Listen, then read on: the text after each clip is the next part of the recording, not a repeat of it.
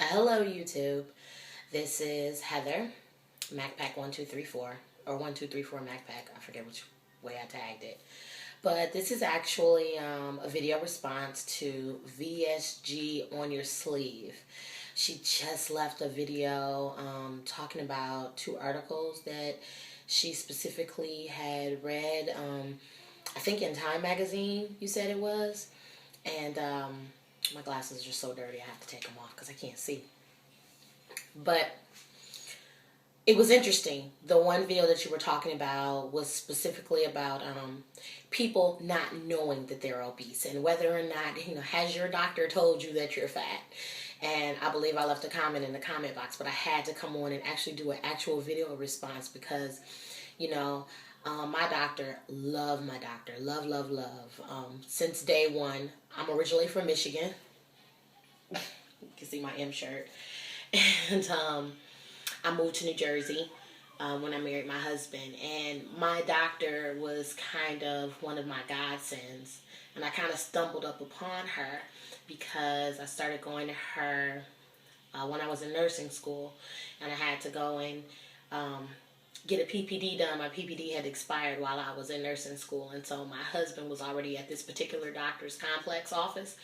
But she wasn't his particular doctor. But I went in, and she's an overweight doctor.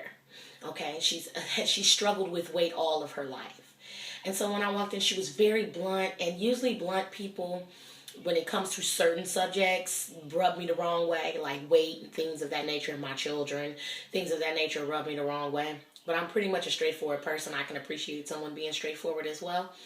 But she just came out the blue and she talked to me about my weight, this is that and the other. And so I started going to her. And as I went to her for probably about, it's been going on 6 years now that she's been my doctor, maybe 5. And probably in year 2 or 3, she would bring up you need to get on this weight thing, Heather. She's Russian. I love her accent. I can't do it. But you need to really, really get on this weight thing, Heather. You need to think about it. I know it's hard. No judgment here. I understand your struggle. And I was like, yeah. And so then I started certain things, and she was always supportive. Even I remember when I told her about Adipex and how I wanted to get back on that. I was on it in college, and she was supportive of that. And she said, okay. So she gave me the prescription. And she said, because I don't want you out here trying to get it illegally the wrong ways, because, you could die. And she always was bringing into the fact that, she knew my husband, she knew my children, and that we have a beautiful family, and that she just never wanted for our children to be without one of the parents. And so as of late, within the past year, after I came off the Adipex, and I gained 50 plus pounds, and I got up to 250 pounds, which I wasn't even 200, and I'm 5'3", and I wasn't even 250 pounds when I was pregnant.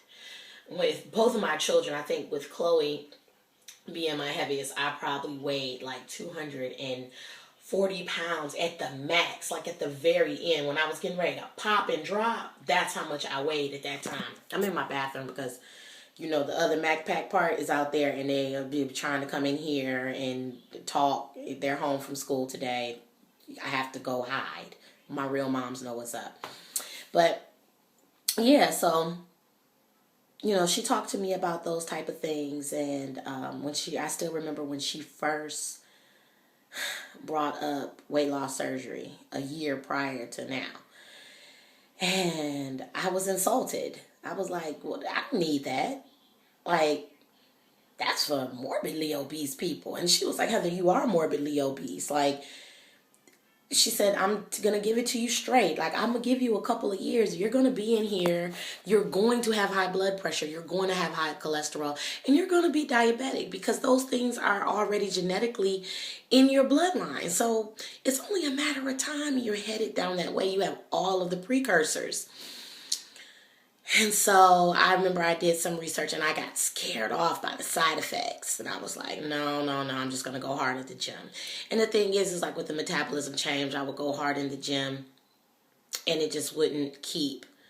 But to make a long story short, I'm thankful to my doctor for that and I really believe that her passion behind being so honest and telling people about their weight me particularly, because I don't know what she tells other people, but me particularly, I believe it's because she understands the struggle, because, you know, she's consistently working on her weight. She's consistently eating right. I'm not quite sure why she's never had the surgery herself, but I'm scared to ask her. But, you know, that would be a good question to ask her, like, Dr. Val, like, why haven't you had surgery? But I'm thankful to her for that, because like VSG sleeve on your sleeve, heart on your sleeve said, I get your name mixed up. I was one of those people that for the longest, since I've been here and after I had kids and everything, I just did not look in the mirror past the waist, you know. And I'm a spank girl. I wore a girdle all my life, and I just felt like as long as I could get into my clothes and be cute, and I could do my hair and I could do my makeup, that I was fine. And then I have a husband who is very loving and understanding, because he's been overweight all his life, and he's very understanding of weight. And so he is not a person that, I'm not going to say that he's not, that he's like non-shallow, like that he's not, you know, that he'll fall in love with a beast. That's not what I'm saying. But what I'm saying is that he understands, he's more compassionate, he's more empathetic and sympathetic to weight issues. And he would never come at me. Like, he loves me, for who I am. And that's great, and that's awesome. I likewise love him for who he is, regardless whether he'd be skinny or whether he'd be just this thick man that I love. But either way it goes, I was in denial, I think. It wasn't until I went to my parents' house, and they have a wall of mirrors in their dining room. When I went to my parents' house and I saw that wall of mirrors, and I was sitting there in the dining room table, and I looked over and I said, well, who is that? What, is that me? It shocked the shit out of me. I was like, who is that? And it's like, even now, looking at myself right now in this camera, I have to look away because I don't really recognize this person. So I think that weight gain is something that can slip up on you. Obesity is something that can slip up on you. And then not to mention the whole mental part of it that goes with it. It's so deep, it's starting to unravel on me. I'm starting to see how I've been using food as, it's just a lot. Depression, food, poor coping skills, life, guilt, family, expectations. And then you build up this strong mask of who you have to be as a strong person, because the world is not kind to obese people.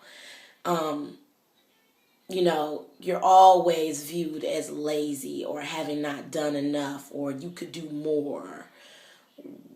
Why did you let yourself get like this? How did this happen? You're trying to take the easy way out.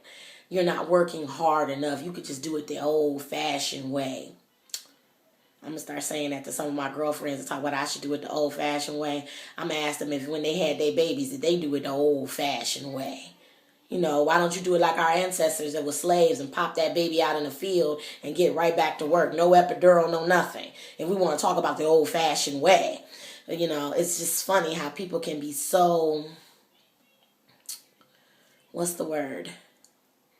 Not judgmental, but biased and prejudiced, but super biased, because when it comes to their issues, they're not like that. But now I'm starting to ramble and rant. But I just wanted to get back to the issue what she was talking about, you know, having a doctor that has the balls, or the vagine, as I like to say, because balls are weak, vaginas are strong. They pop out babies.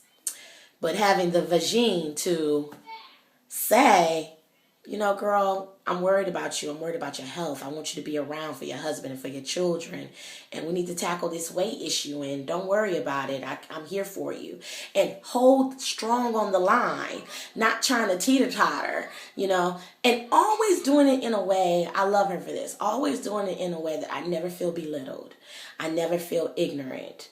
I never feel as though she's looking down upon me with her nose, her educated nose up in the air.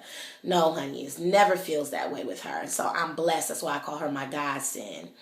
And I would say that if you go to a doctor to treat you any other way, then it's probably time for a new doctor. You know, you shop around. You wouldn't go to a hairdresser like that. And you wouldn't go to a restaurant with someone that treated you like that. So why would you, this is the person that you're putting in charge of your health.